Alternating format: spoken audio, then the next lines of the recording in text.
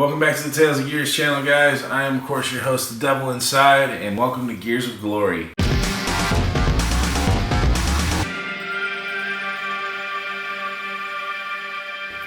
Today in Gears of Glory, we're going to be talking about Rise of the Tomb Raider.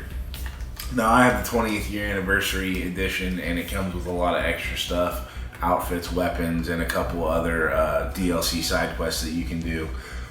Well worth it if you want to get the 20th anniversary. If not, get the regular game, but I still recommend doing the download stuff. Of course, the protagonist is Lara Croft. I mean, there's never any other protagonist in the Tomb Raider games. The antagonist. Now, I'm particularly fond of this antagonist because for once it's not just one person. It's actually a group of people, and they're closely tied to Lara.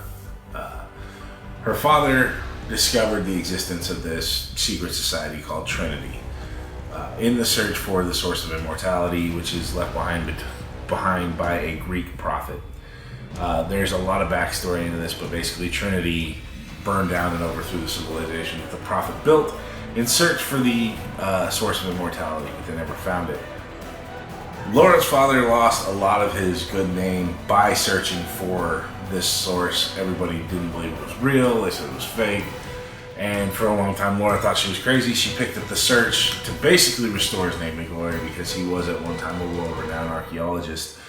And she finally goes down to the Middle East after deciphering her father's notes and still thinking she's crazy up until the point a helicopter shoots down the SUV that she's driving, and Trinity reveals themselves for the first time. This happens fairly early in the game. As far as gameplay, the combat's solid. Your standard third-person shooter. Melee combat is a little bit different in this. It's interesting, and it can save your life in a pinch. I do love the platforming aspect and the puzzles. There's also something in this called challenge tombs, which are well worth your time to explore when you find them. They give you new skills, new weapons, stuff that you can't get by just advancing the story in the game.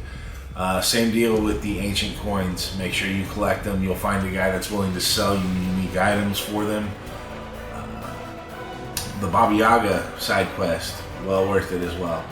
You get a unique bow and arrow for it, and I often find that the bow and arrow is the best weapon in the game.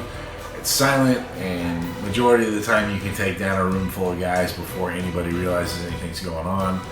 The few bosses in here that I have fought, whoa, they are tough. The very first one took me a few tries just because he's a heavily armored machine gunner. But if you like the Tomb Raider games of old, especially the last remaster, then definitely pick this one up. I've put 25 hours into this game thus far, and I'm only like 20% complete. There's a lot of stuff to unlock. There's a lot of stuff to do. There's a lot of side missions and relationships that you can develop with characters that'll help you out in the end. The crafting system's very in-depth.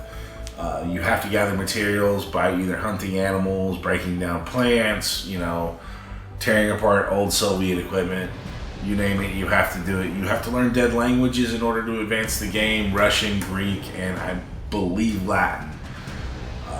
But the more you learn, the easier the game becomes. It reveals secrets to you. There's a lot of documentation all spread out through the story that give you a little bit more background on Trinity, on Lara Croft, on the entire story. And I gotta tell you, worth the $60 to pick this up. Plus the 20th anniversary comes with a nice little art book for the case.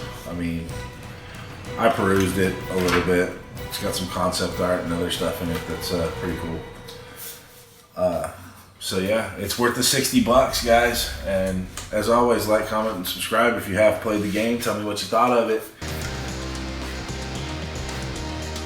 I'm currently in the process of playing a couple modern games. I want you guys to decide which one I review next. Either A, Resident Evil 7, or B, Tales of Berseria. And as always, guys, game on, and I'll see you next time.